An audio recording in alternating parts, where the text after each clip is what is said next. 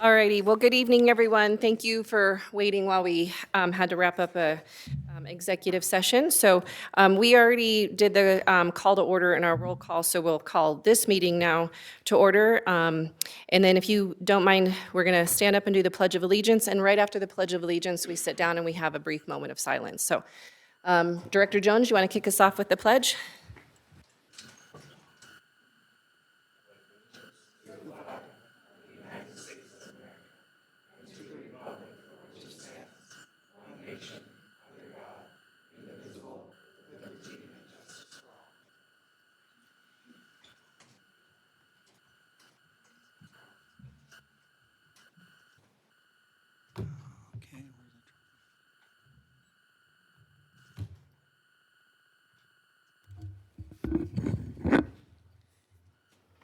Alrighty, thank you very much. Do I have a motion to approve this evening's agenda? Motion to approve the agenda? Second. Okay. Mr. Chavez. Mrs. Evanson. Yes. Mrs. Heights. Yes. Mr. Jones. Yes. Ms. Lima. Yes. All right, do I have a motion to approve the meeting minutes from February 6th, 2024, February 13th, 2024, and February 20th, 2024 board meetings? Motion to approve all the meeting minutes. Second? Mr. Chavez. Mrs. Evanson. Yes. Mrs. Heights. Yes. Mr. Jones. Yes. Ms. Lima. Yes. All righty, well, we are now going to move into our recognitions. So first up, we have the Health Occupation Students of America, the HOSA, state winners, and Director Evanson is going to do those. And board members, if you have a large packet of recognitions, grab an extra board member, we can help you pass those out. So. Good evening, everyone. Would Giselle Diaz Correa and Ciala Christensen? Dang it, I'm sorry. Ciela. Thank you, ladies. The Health Occupation Students of America, HOSA, is a national student organization that promotes career opportunities in the healthcare industry and enhances the delivery of quality healthcare for all individuals. HOSA provides students with opportunities to develop the leadership, technical, and communication skills necessary for a successful healthcare career. The HOSA state competition is an incredibly competitive event that challenges students to demonstrate their knowledge and skills in various healthcare disciplines. Gonna try this again. I'm sorry if I messed this up. Giselle, a Palisade High School senior, and Ciela, yes, a Central High School senior, shined during the state competition. They placed first for their healthcare display presentation, earning them a well-deserved spot at the International Leadership Conference, which will take place in Houston, Texas this summer. Both Giselle and Ciela are constantly working hard, showcasing their dedication and commitment to success in both their academic and career pursuits, earning them a well-deserved spot among the state's top healthcare students.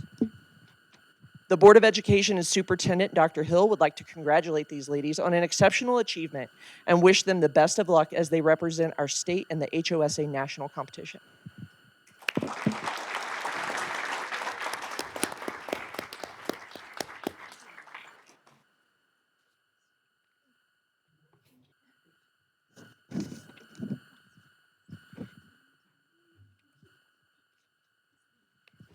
All right, thank you.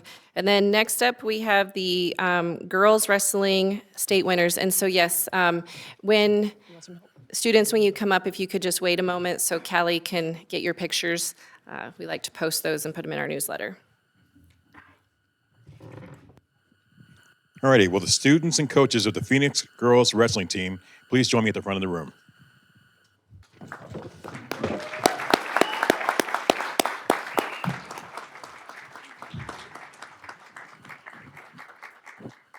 This season, the Phoenix wrestling team showcased remarkable talent and determination with over 30 athletes competing at the varsity level. Their impressive performance extended beyond local competitions, as they brought home 6 tournament titles, including regionals for the second consecutive year. As they took on tough competition at the state tournament, each athlete demonstrated resilience and tenacity, and the team brought home a second-place finish. Individually, the Phoenix girls had 12 state tournament qualifiers and 6 state placers, including Harley Prater, finished 4th as a freshman, Molly Dare, Layla Castro, and Adalee McNeil securing 3rd-place finishes as seniors. Shiley Tucson placing 3rd as a sophomore, and Clarice McCoy achieving 2nd place as a sophomore. These accomplishments highlight the talent and skill within the girls' Phoenix wrestling team and the dedication of our D51 student athletes. The team's success this season was a result of collective effort. Their support for one another, and shared commitment, excellence, and determination led to be recognized as a powerhouse in the region and a fierce competitor at tournaments and duels alike. The coaching staff has been invaluable in shaping these athletes both on and off the mat, and their dedication to fostering a culture of greatness and instilling pride in the team's accomplishments have positively and significantly impacted the team's success. The Board of Education and Superintendent Hill would like to recognize the girls' Phoenix wrestling team for an outstanding season. Congratulations on your impressive achievement at the state tournament, and a shout out to all of our individual placers for their outstanding accomplishments. Well done.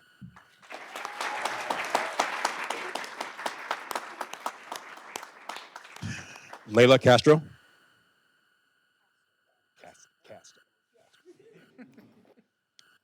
Clarice McCoy. Clarice McCoy. Miss Molly Dare. I know, right?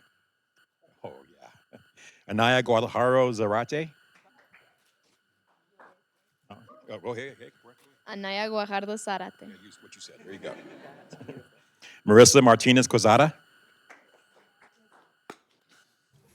Guys are killing me here. Harley Prater. Is that it? And then everybody else isn't here, right? And then coaches, Mr. Dan Berkey. Coach? Chad Dare.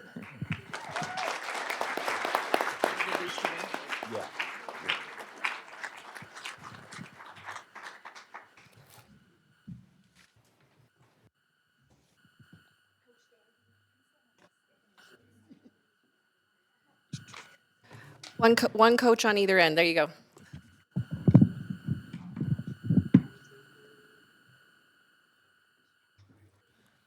So I know there was a lot in that announcement.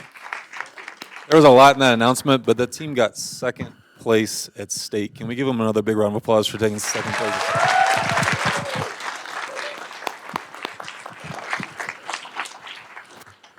All right, well done. And next up, we have the Southwest League Boys Basketball Player and Coach of the Year, and Director Lima will present this one.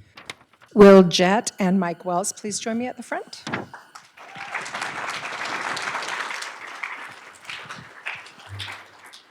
Jett, a sophomore at Fruita Monument High School, was named the 2024 Southwest League Player of the Year, and head boys basketball coach Mike Wells was named the 2024 Southwest League Coach of the Year.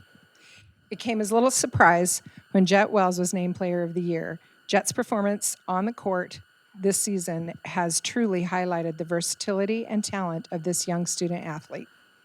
Known for hitting his long-range shots, Jett boasts an impressive average of 14.9 points per game, far surpassing the national average of just 4.9. But his impact on the court goes beyond scoring. His determination shines through as he averages 2.2 steals per game and 1 block per game, showcasing his all-around skills. Yet what truly sets him apart is his exceptional teamwork, dedication, and leadership, especially remarkable given he is just completing his sophomore year. Head coach Mike Wells joined the Fruita Wildcats boys basketball team in the beginning of the season after a 9-season tenure with Fruita Monument High School girls basketball team. Coach Wells brings a wealth of experience to the team and spent the season focusing on promoting stability and resilience. He prioritizes structure and fundamental skills both on and off the court, which led the Fruita Wildcats to an incredible season finish as they went undefeated and completed the final 8 at the state tournament. The Board of Education and Superintendent Dr. Hill would like to recognize Jett and Mike on this amazing accomplishment. Your dedication, leadership, and commitment to your team inspire and uplift everyone around you. We look forward to your continued success in the future.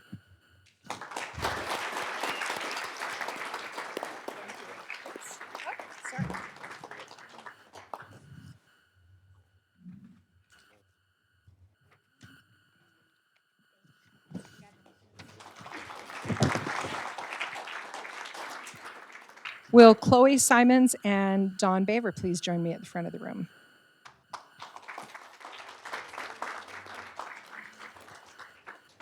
Chloe is a shooting guard for the Palisade Bulldogs basketball team, and head coach Dawn Baver have been named the Western Slope League Player of the Year and Coach of the Year, respectively. This year, Chloe demonstrated incredible skill and talent, averaging 16.7 points per game, far exceeding the national average. She showcased versatility on the court with 1.5 assists and 5.8 rebounds per game. Defensively, she was a force to be reckoned with, averaging an outstanding 2.4 steals, effectively deterring opponents and disrupting their offensive strategies. Additionally, Chloe led the league in overall free throws, highlighting her impact on both ends of the court.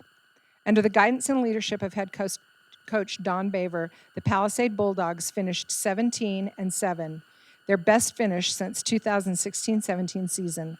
Coach Baver approaches coaching with unwavering dedication, passion, and high standards. He expects continuous progress from his players, emphasizing daily improvement. He works hard to foster an environment of trust and support. Coach Baver believes that players often reflect the characteristics of their coaching staff, so he leads by example, bringing intensity, high energy, and competitiveness to every practice and game. The Board of Education and Superintendent Dr. Hill would like to recognize Chloe and Coach Baver on these well-deserved recognitions. Your leadership has made a significant impact on our student athletes and teams. We're grateful for your dedication and invaluable contributions to the D51 athletic community.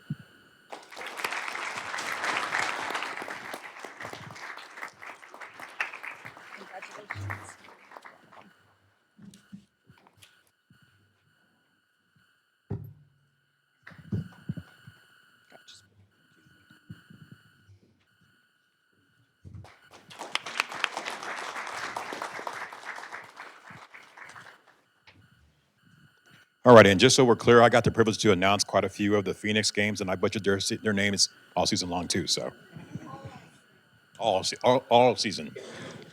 All righty. Well, Christina Manzanares, please join me in the front of the room.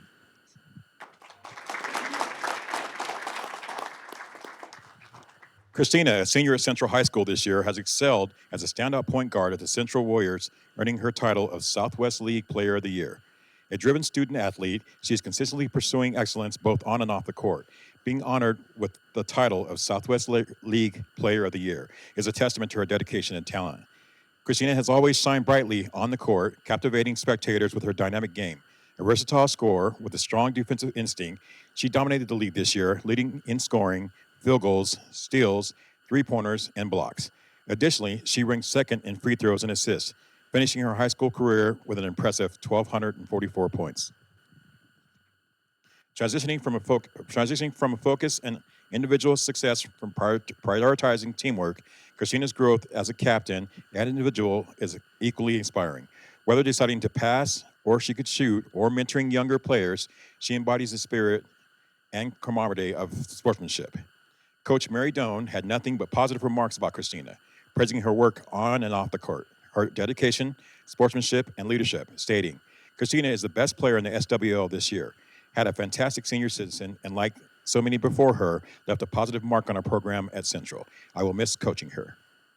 The Board of Education and Superintendent Dr. Hill would like to commend Christina on her dedication to her team and sport. Congratulations on being named the 2024 Southwest League Basketball Player of the Year. We wish you all the best in your college career.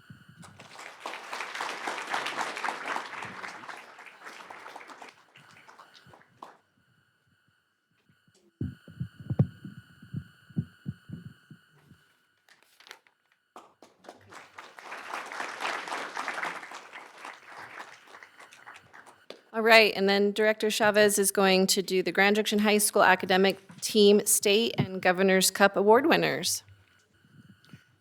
Would the Grand Junction High School academic team members and coaches please join me in front, please?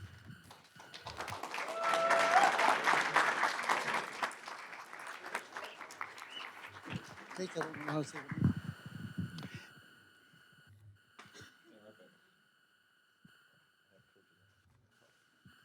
Thank you. In mid-March, the Grand Junction High School academic team completed the State Knowledge Bowl. bringing home gold for the 26th time. That is truly amazing, guys. 26 times. Grand Junction High School placed first in the 4A classification and won the Governor's Cup for the 21st time, an award given to the best team in the state, regardless of classification. Under the experienced guidance of head coach Cody Shawcroft, the team consisting of Sam Gudat, Alexander Change, Jamison Whiteford, Maddie Kowalski, Logan, I don't know how to say that last name. Jokum, thank you. Macy McComb, Stuart Collins, Brenda Swartz, Neil Scott, Eric Turlow. Showcased their intellect abilities at the tournament held at Ames Community College despite stiff competition from 60 other teams statewide. Grand Junction High School successfully defended its title, highlighting their incredible knowledge, depth, and effective teamwork. The Board of Education and Superintendent Dr. Hill would like to congratulate the Grand Junction High School academic team on another outstanding season. Your hours of practice, hard work, and dedication continues to support your reputation as a state best academic team, and your first place finish is truly well deserved. And as an alum, I am very proud of you guys.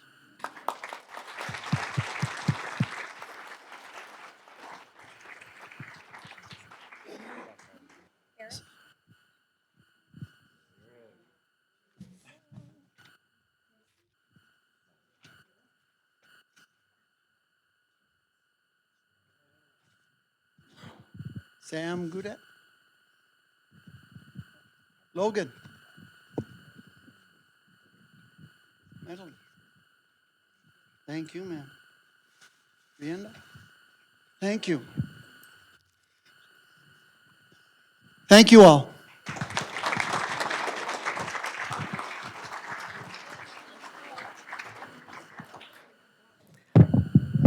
All right, well, thank you, everyone. Callie will get your guys' picture out in the lobby just because you're a larger group. So that concludes our recognitions. So unless you guys want to really stay for the rest of the board meeting, we'll give you all a few minutes to leave. Thank you all for coming.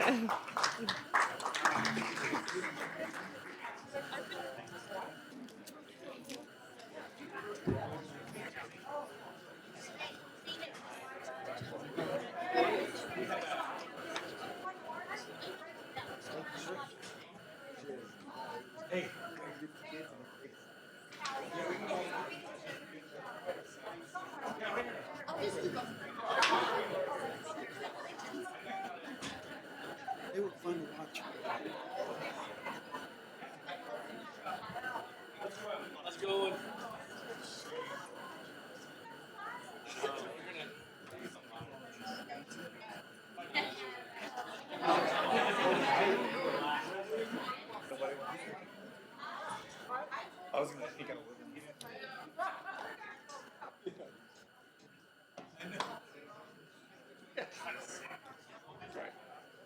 I thought you were going to talk about your good things, how you didn't hit anybody.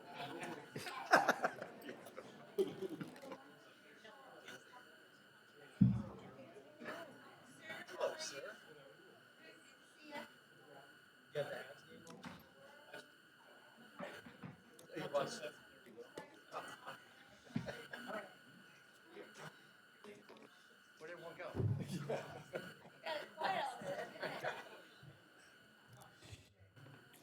All righty, well, we can always give them a few moments to get out of the room there. So well done to all of our students. So, all right, moving along in our agenda, we have board reports. So board, any good things or good updates from the last, gosh, it's been a few weeks since we've met, since we had spring break. So, yeah. Nice weather, except for today. So, all right. Any committee or activity updates? I don't think there's, I know we all have been meeting with committees, but I don't think there's anything big to update. I know we're moving forward with policies, but we still have a few things to get updated before we have some more policies come forth. Okay? All right. Sierra, are you doing D51s or do we need to wait for Callie? Are you, oh, you're doing it? Okay, all right. All right, so next up we'll have our D51 happenings and celebrations.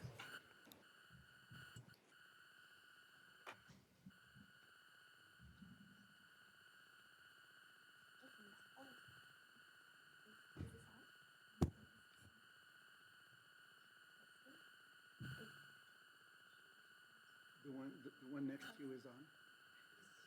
This one?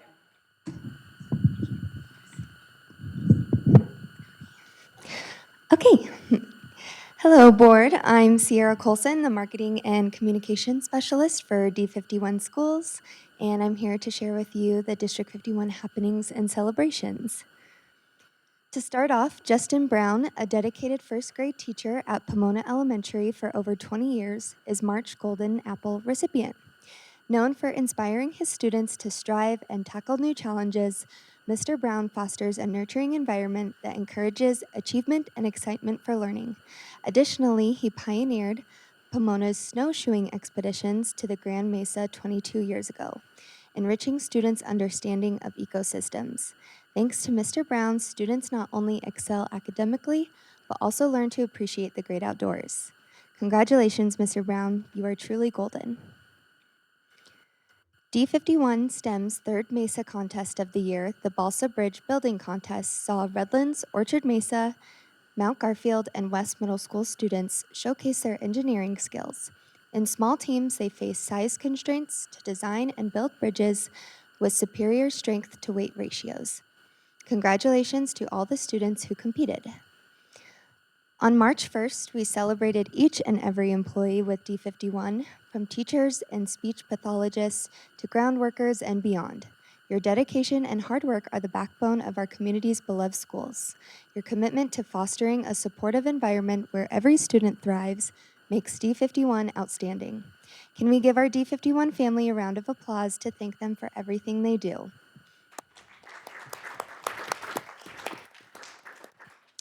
During National School Breakfast Week, March 4th through 8th, we celebrated the significant impact of school breakfast programs on student achievement. By making breakfast a priority, we aim to empower every child to reach their full potential, paving the way for a brighter future.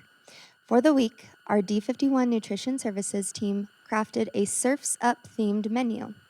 Thanks to the Healthy School Meals for All initiative, D51 students can enjoy free breakfast and lunch each school day. The Bookcliff Band School Tour brought the musical talents of Bookcliff Middle School to Dual Immersion Academy, Nisley, Chipeta, and Fruitvale Elementary Schools. Led by Kirsten Buddha in choir, Tori Welch in band, and Kara Leonardi in orchestra. The performances showcased the vibrant music program to future middle schoolers, highlighting the joy and community of the arts. Following the tour, elementary students are then invited to Instrument Try-It Night, where they can explore different instruments and discover their perfect match. A big thank you to Bookcliff Middle School for inspiring D51's young learners and promoting the arts. The D51 Adapted Basketball Tournament is a highlight of the year, uniting D51 students with and without disabilities in a friendly yet competitive basketball game. Watching the players in action alongside the supportive students, staff, and families was truly inspiring. A special thanks to Katie Hummel from D51 Adapted PE and everyone involved in organizing this inclusive event for our kids. Congratulations to Fruita Monument High School's Palms team for taking 12th place in the NDA Nationals competition, and to the Fruita Monument High School boys basketball team for making it to the Grade 8 championship in the 5A 6A division. Both teams have represented FMHS and D51 proudly, and we look forward to watching your future successes. Eureka Science Museum and D51 partnered to host their annual elementary science fair. 140 elementary students participated, and together they submitted 90 projects. Projects were judged by Eureka instructors over a few days, and then students had the opportunity to present them to their family, friends, and community. Congratulations to our 3rd, 4th, and 5th graders from New Emerson, Chipeta, for winning 1st, 2nd, and 3rd place. And lastly, District 51 students explored health science careers at Community Hospital, experiencing hands-on learning in various departments from ER to surgery. Meanwhile, the SWAP Youth Career and Resource Fair at Career Center offered diverse job opportunities from internships with the national parks to the Marine Corps. Both events emphasized real-world skills, encouraging students to pursue their interests and careers with support from community partners and certification programs. Attending both of these career fairs was fun to witness. Our students explored potential career paths with confidence and eagerness. That's all we have for March. Thank you for helping us spend some time shouting out our amazing students, staff, and schools. Thank you.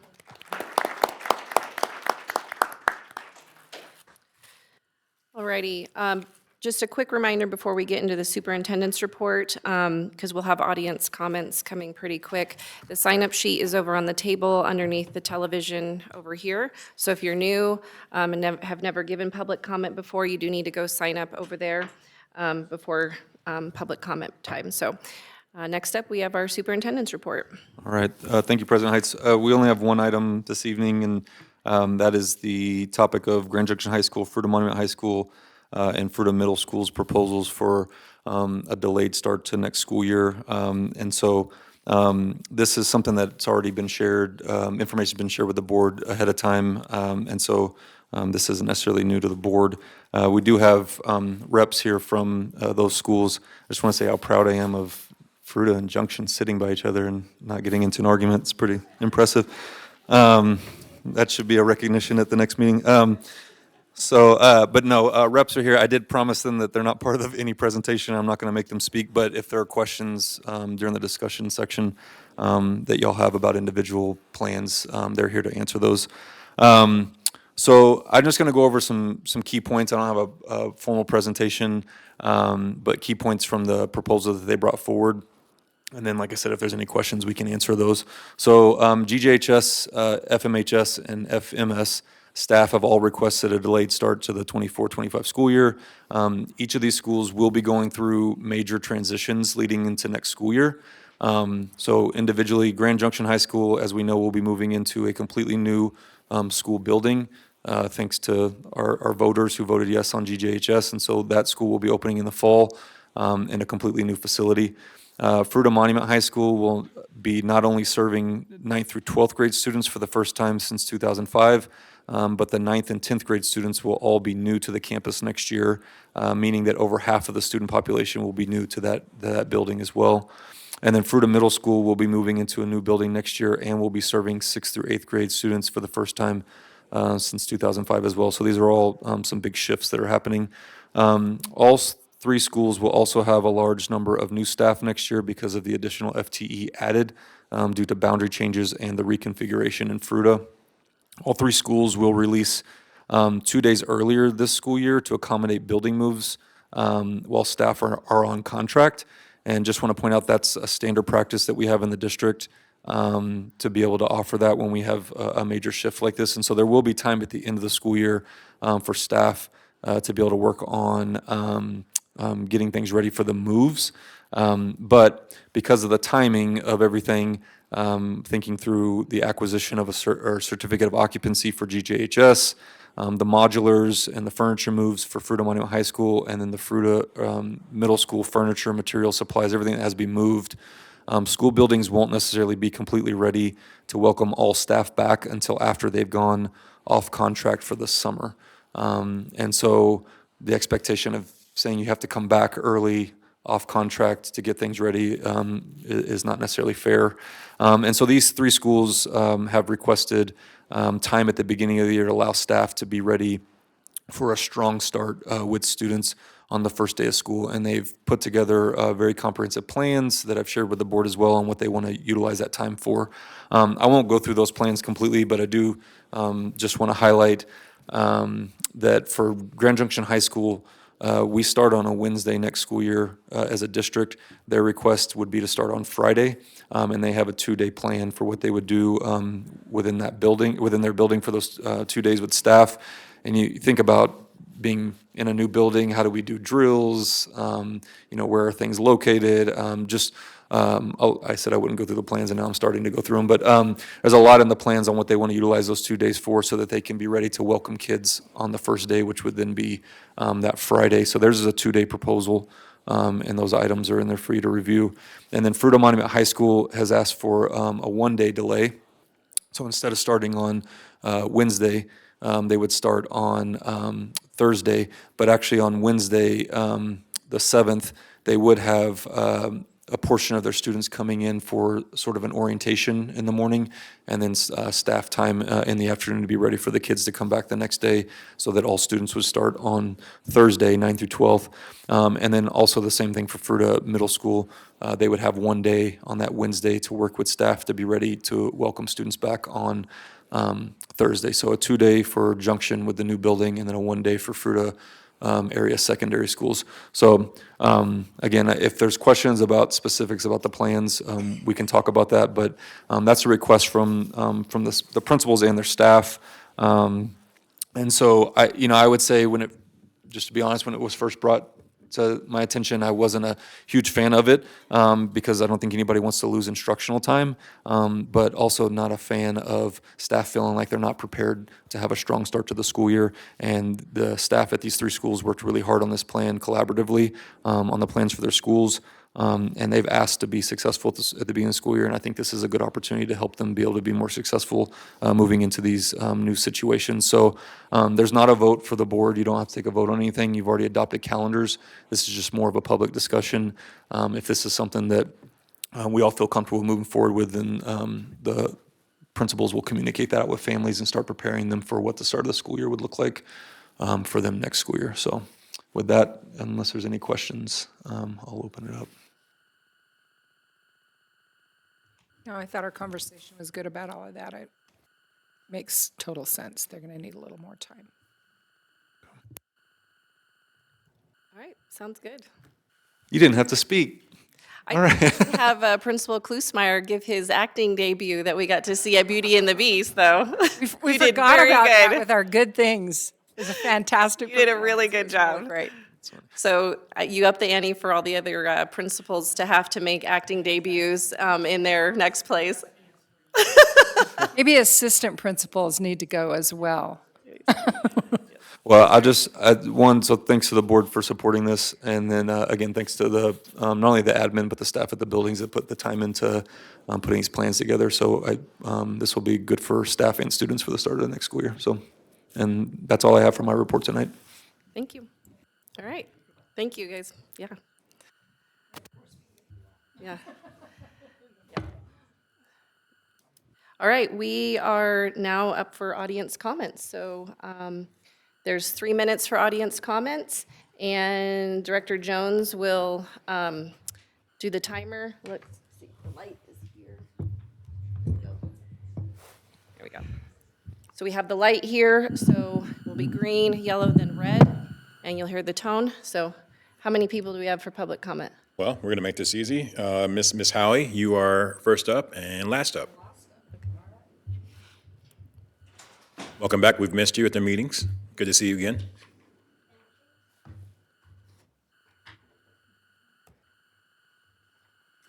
My cataracts removed, All right, okay. so I can see you all clearly.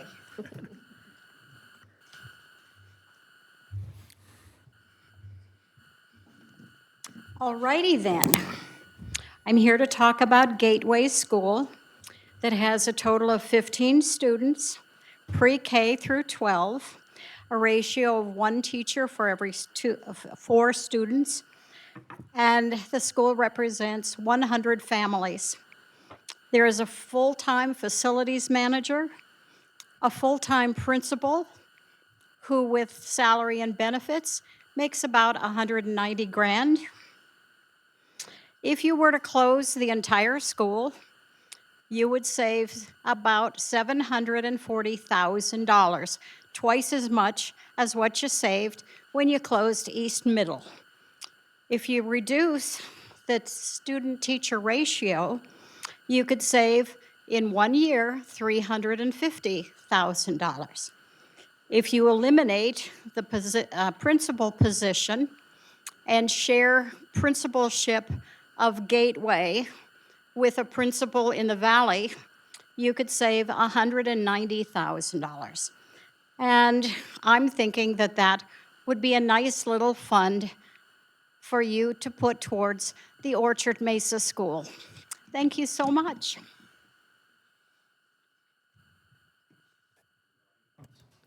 All right, thank you. Let me grab my.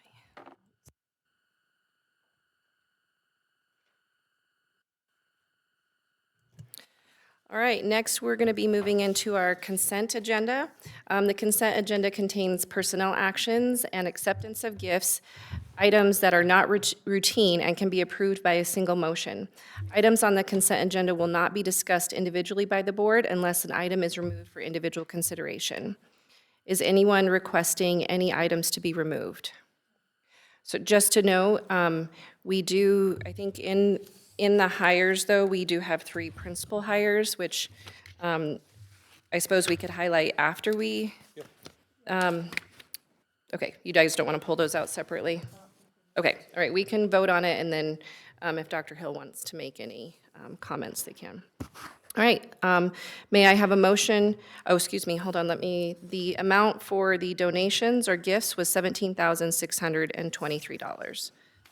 Do I have a motion to approve the consent agenda? Motion to approve the consent agenda. Second. Okay. Mr. Chavez. Mrs. Evanson. Yes.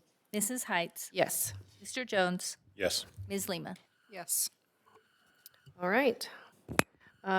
Did you want to make So, a comment? yeah, just really excited about the admin hires. So Mr. Dickies will be at the new principal at Book Cliff Middle School, and he's been the assistant principal there. And so he'll continue serving the Book Cliff Middle School community.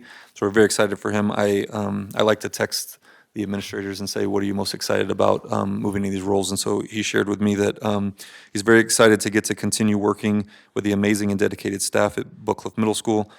We've got a lot of good things going on, and I hope to build on our momentum and help make Book Cliff an even better school for our deserving students and their families. So if we can give him a big round of applause for his new role at Book Cliff Middle School.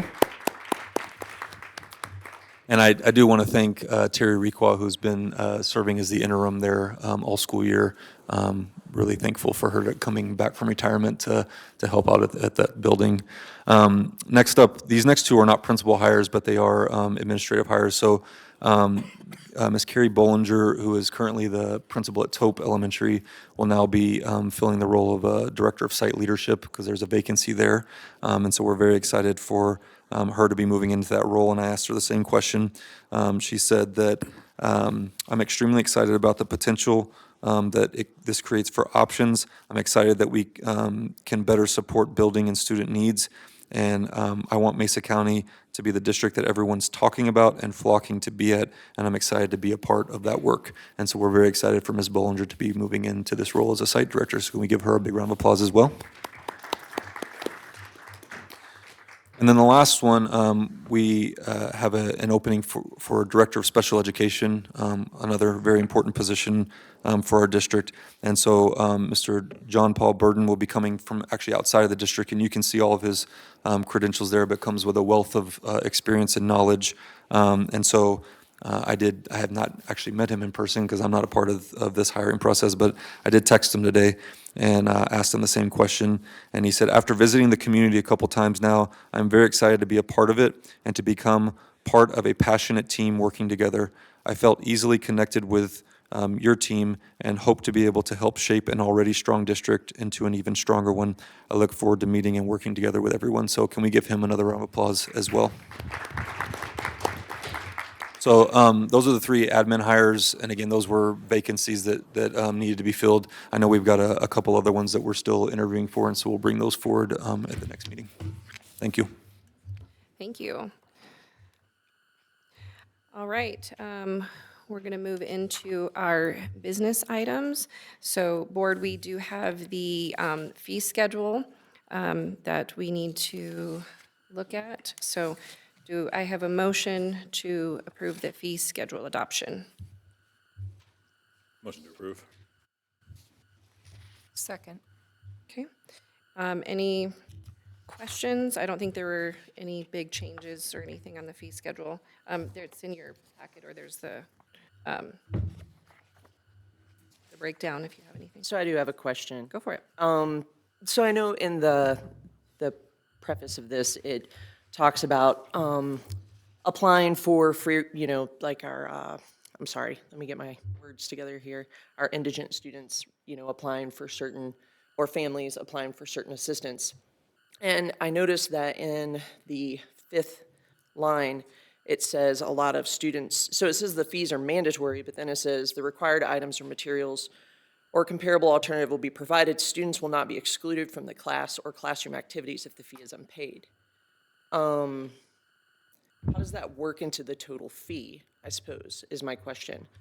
Is there already a known percentage to an extent that, 80% of parents are paying it, 20% aren't, so now the 80% are taking over that loss? Or where does the extra funding come from if a parent doesn't pay?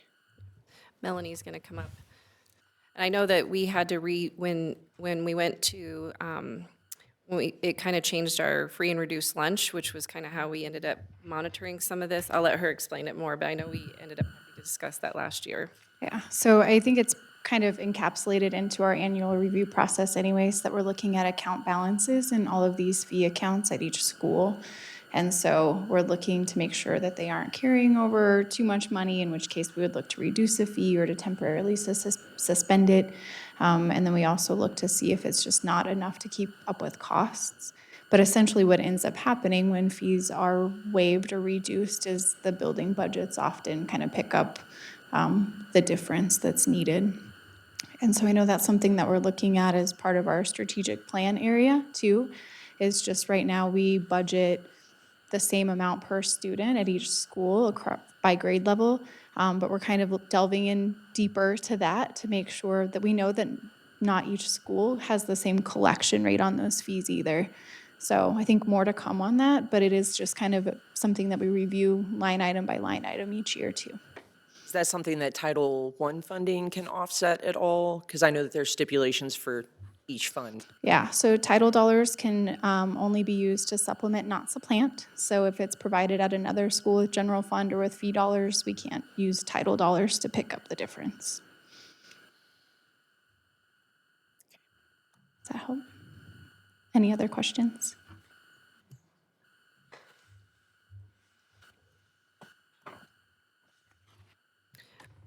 All right, any other questions or discussions? Okay. I want to make sure everybody's clear. Are you good? I want you to feel comfortable. Are you stuck on how we are accommodating for it? Because I know we used to be able to estimate it, right, by our free and reduced lunch. And so I think there's still, and correct me if I'm wrong, but I think we're still utilizing some of those numbers to guess how many, or estimate how many kids we will have to, or that would fall into that. I'm probably not explaining it very well. But how, I guess, is your question more like how do we know what we're going to be spending or what will be waived? Well, I suppose to an extent, it's how do we know what we're going to be spending, and then how do we, and I get you're saying like a lot of that offset cost comes out of the general fund from the particular building. That's what I'm understanding. And then,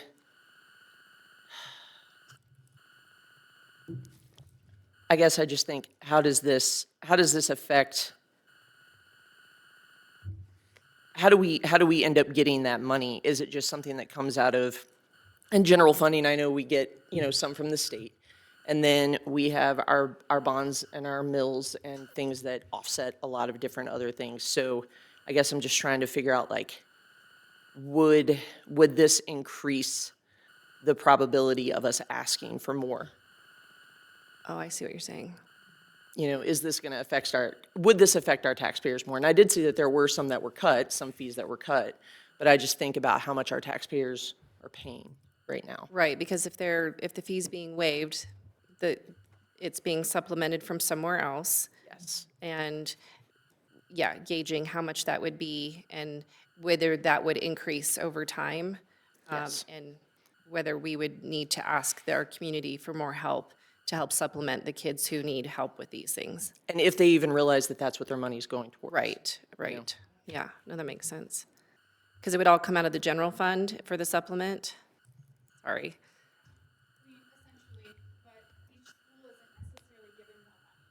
Okay. So each school is given the same amount per student, regardless of their free and reduced lunch percentage differences right now. And so that's where it's not necessarily changing the bottom line in the general fund, but I think some schools probably feel more of a strain on their school budgets or need to look for other areas to make up that difference based on the fees that are being waived. But I mean, that is part of it. Not all of our families opt to have their fees waived, even if they qualify. They have to fill out a form asking for that to happen. So one school could be more burdened than another. So then, Right. right, they don't get any more money. So how, yeah, that just, Yeah, so I think that's why we're looking at it, and it's part of the strategic plan area that we're in, is that we've always said that it's equal because it's the same dollar amount per student at each school. But we know that when you break it down and really start looking at the dollars available to schools based on what they're collecting or based on what they're able to fundraise or get donations for, it's not necessarily the same across the board. And so we'll be looking at that more, I think, next year in year 3. But for right now, there isn't a difference in what they're receiving. would it be difficult if there was just one larger pot of money? I mean, I know we give our schools a lot of autonomy to do a lot of things, which is great. But in this instance, would it just be better if there was one, I mean, it all is one pot of money, but then once, like, you know, if some of our schools were more impacted, they obviously then get more support versus schools that are less impacted. Yeah, I think that's what we're looking at. Yeah, okay. Yeah, is hoping to be able to pull data of the number of fees that are being waived, in addition to just what their free and reduced lunch percentages are, knowing that not every family takes advantage of that. So really trying to tease out the true impact to a building of the fees that they aren't collecting. That makes sense, because then if, you know, a school that's more impacted would have to pull out of their own budget to cover those things versus another school that doesn't, and then they get to utilize or basically keep funds they already had to do other things. And I feel like that, I feel like we're kind of shooting ourselves in the foot that way by being able to help serve our students. So I'm just glad you're looking at it. I think there's probably a better way for us to make sure that we're getting all students served, and then we're not also hurting the school itself in their own budget to be able to do things by having to compound fees from their own budgets. Yep, agree. So do you feel that we'll have better data as of next year when we revisit this? Yeah, I'm hoping that we do, because I think this is our second year now, I think, that the waiver's been part of their online application. And so that definitely increased the access to it. And so I would expect that more families are having their fees waived. And then now there's also the direct certification of Medicaid eligible families. And so we definitely want to just look at a couple of years of data to see what that's looking like now that things have kind of normalized coming out of 2020. But even with that, what you're telling me is even if the fees are waived, then the burden still comes back on that particular school. Right now. And so what we would be looking further into doing is possibly giving more general fund dollars towards those schools that aren't able to generate the fees from their communities. Is there any other funding that we could apply for that would offset that? Not that I know of. Those schools do tend to be the ones that get Title I dollars, but again, that has to be for things above and beyond what other schools are being funded for. But they would have increased resources through staffing and discretionary dollars there too. I would say that does level the playing field somewhat, because they're using the title dollars for other things that the other schools don't have the title dollars to use. Instead of their general fund? Instead of their general fund. But I'm really glad that that's something that is being looked at, because it does appear to be possibly quite inequitable between, especially the Yeah, I think even though the Title I dollars could offset it, my whole concern is that Title I dollars should be there to help supplement, resources or learning opportunities, and not to just offset fees. Because that's what Title I dollars are there to actually help support the students instead of just covering the fees. I mean, I'm glad they have it, and it doesn't have to come out of their general fund, but just like with ESSER dollars, I mean, those fees were, really meant to be to pour back into the students, for those extra resources or programs that those students need at those schools, so. Okay. Well, I feel good that it's being looked at and we're getting the data and I just want to make sure everybody feels good moving forward with the vote. So is there any other questions?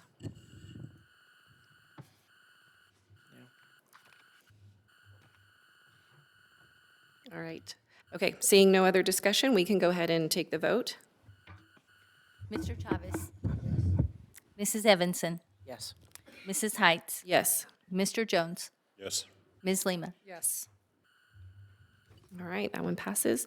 Okay, board open discussion. Is there anything that, I just wanted, I know I'm not on the board, but you're kind of an honor interview? I feel good. No. I feel bad that I mentioned Terry Requa and all the service she's given to the district, and I didn't mention Paul Jaby, his retirement is what's freeing up the space for the site director position. So I just also want to thank Paul Jaby for all the service that he's provided to our school district and the leadership he's provided, and he's going to be a huge loss to our district as well. I know he's not here, but I don't even know if he's watching online, but I'm very appreciative to Paul and everything he's given to our district. That's great, yes. We appreciate those who step back in and help us, and we will miss those who have given lots of service to the district, so. Is Paul aware that you kind of never really get out? Every time somebody get out? retires, they're back. They're back at least a little Yes. bit, and we appreciate it Something so will- much. All right, any other open board discussion? Me, I just want to say congratulations to all our middle school had their wrestling championships this weekend, and I think we had two state champions, one from West or something like that. So, but yeah, congratulations to all those guys and those kids out there that made it out to Denver for their little wrestling championships. That's great. All right. Our future meetings, we have our next meeting next week because we had a break with spring break. So April 2nd, we're back here for our board work session. And then April 13th is the board coffee at Fruitvale. Do we know right now who can make that? I'm able to go to that one. I think I can make that one. Okay. Should be back. Okay. Okay, all right. I will be at the dodgeball, the Adaptive Heroes dodgeball. Oh, nice, okay. And thank you, Director Chavez, for holding down the fort by yourself on the last board coffee, so thank you. And then April 16th will be our next board business meeting. Do keep note that because we have so many administrative hires coming up this time of year, the board may be calling some special meetings, which we tend to do virtually because they are done within about 5 minutes. But those will likely pop up here or there if we have to do some administrative hires. But with as many meetings as we have coming up here, we can likely put those into those meetings. So just to make everyone aware. Okay, well, if there's nothing else, do I have a motion to adjourn? So moved. All right, thank you, everybody, for your time this evening.